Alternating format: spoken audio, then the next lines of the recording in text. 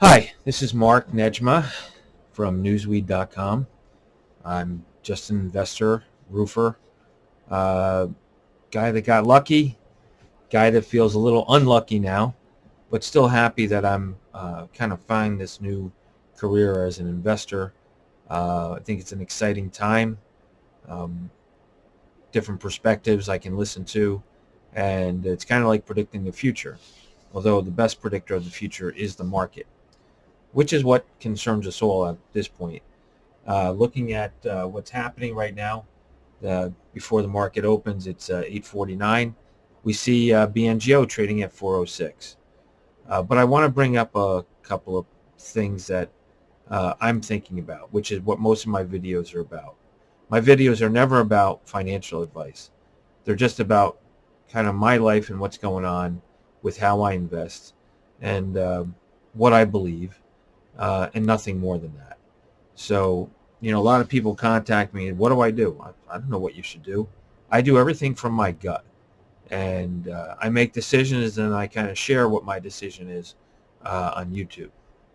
So, when you ask questions about what do I do financially, like with my stock, those are questions that you should ask your financial advisor if you don't feel comfortable with doing it yourself. The world is kind of different right now. You don't have to call a broker. You have your own application and you make your own decisions.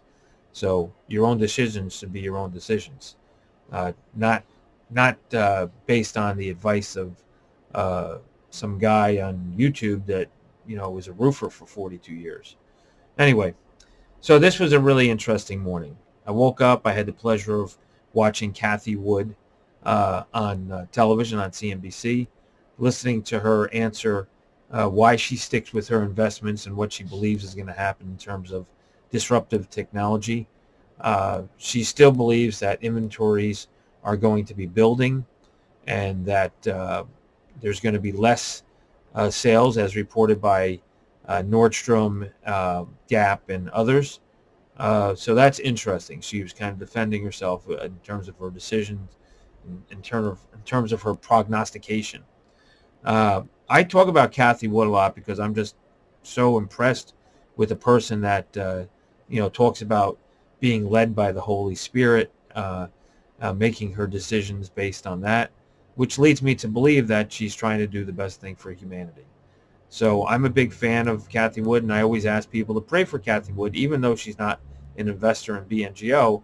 I think that we should all kind of honor and hope for the best or pray for the best for someone that's trying to do the right thing for humanity. So hence, that's my hashtag pray for Cathie Wood story. Now, I'm not asking Cathie Wood to invest in BNGO. She should do whatever she wants to do. You should do whatever you want to do.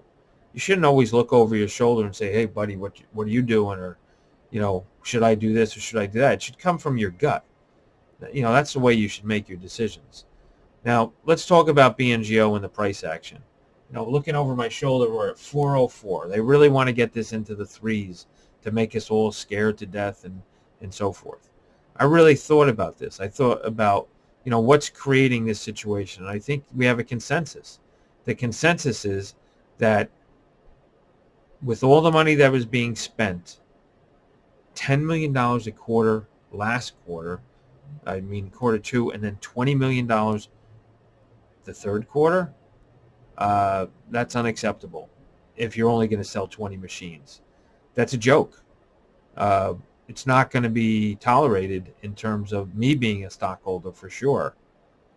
But at the same time, and I did say this in one of my videos, I said, I think that the third quarter was not going to be that good. But, looking ahead at the fourth quarter, I think it should be 40 machines minimum. 40 machines minimum additional. And I think that the people at BNGO, the employees that might watch this video, or even Eric Holmlin, you have to get it together and you have to make the sales. Otherwise, the stock is going to go in the shitter, plain and simple. The price is being forced down, yes, by some shorters, but now more than ever by people looking at the amount of money you spent in the third quarter and the amount of machines you sold. It's just disgraceful. That's all there is to it. Um, am I selling my shares right now? No, and there's a couple reasons why. One, I think that your company can do it. If you got 35 new employees or whatever the number is, each one of those employees should be responsible for making this company great and getting those machines sold. Uh, the expenses need to be kept down. Um, the advertising to the general public, since this machine actually should be helping those people detect cancer before they have cancer, looking for structural variations. Uh, I think you have to go more mainstream. You have to create more chatter. More regular people have to hear about why they should make demands of clinics near them to get BNGO equipment. It's the Sapphire. Uh, I also think that you have to define your course ahead. Uh, is it only about the machines, or are you building a clinic? Are you going to go mainstream clinic, which is a much bigger obstacle to get over? But also of importance is FDA approval. I did in another video prior say that I had a hunch that this was going to get FDA approved. Uh, there are people saying that this does a much better job, or it's a complementary job to some of the other tests that are done. So I think we need, from you, Eric, or someone else at the company, a statement on where we are in terms of FDA approval. People have made comments, oh, they haven't even applied for a 510, which I believe is the application for equipment to be authorized by the FDA. What's the story there? Sure, I had a notion that something was going to pop up like that, but we haven't heard anything from the company. We need an update on the number of machines that are being sold, the number of customers being talked to, and you need to reach out and ask for help from the general public to spread the word about bionanogenomics. If this is something that's going to save my life or save my daughter's life or something else, and it is a general public uh, uh, concern about illness, particularly as we see this new direction of the world with uh, plant-based uh, uh, and so forth, eating, and oat milk and so forth. So a lot of people are turning vegetarian because they're scared to die. So if they're scared to die, then why isn't your machine so important to them as well? I see oat milk, almond milk, and BNGO being in the same category, right? Everybody's trying to survive. Everybody's trying to be smarter than everybody else and live a longer life. Marijuana, the clinical benefits of marijuana. We're just moving this way. Climate control, climate problems that we're having. Everybody's trying to live forever. And this morning I even heard about us putting a spaceship into the air to kind of knock out an asteroid, which, by the way, I have to mention, I am friends with some people from the government in tech, and they did say that an asteroid did miss us a few months back by a very close distance.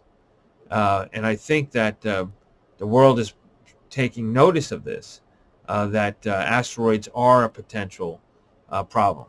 Now, I think I would have been a damn good character on that movie with Bruce Willis. I could have been one of those, crazy guys dancing on the table or something. But in Armageddon, what a great movie. Anyway, don't make me go up on a spaceship and blow up an asteroid. But the point is this: everybody wants to live forever. It's not going to happen, but they're going to try. So this equipment should be out to the general public. Everybody should know about bionanogenomics, OGM, because it does a much better job at detecting an asteroid, cancer, before it hits you, which is not good. So as far as the price goes, I think we're going to get beat up a lot more unless the company comes out and starts to talk about how their sales team is doing and what the process of their sales is, and how every person out there that owns a stock should send an email to their local hospital or local clinic and say, hey, have you heard of Bionano Genomics? That's what should happen if this equipment is truly that good. The last thing I have to say is, let's give, if you're an employee of BNGO, how about you guys giving as much respect to Eric Holmlin as possible and get out there and make some sales. Thanks. That's all I have to say today. I'm holding my shares still. I'm waiting until that fourth quarter's numbers come in. And my guess is that the stock's going to peel higher for a couple reasons. One is there's $8.8 trillion on the sideline looking for investments. And OGM is supposed to be the best. Do me a favor, listen to Mr. Investalot, listen to Brandon. We Coach finally reached out to me, so I'll give you a shout out as well. I hope you listen to Mr. We Coach.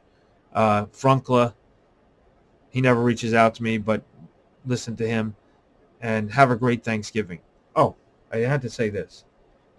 Friendsgiving is fine, but it shouldn't replace Thanksgiving. The whole concept is so covert to kind of knock Thanksgiving off of its pedestal and to get you away from family, which is absolutely ridiculous. Have a great Thanksgiving.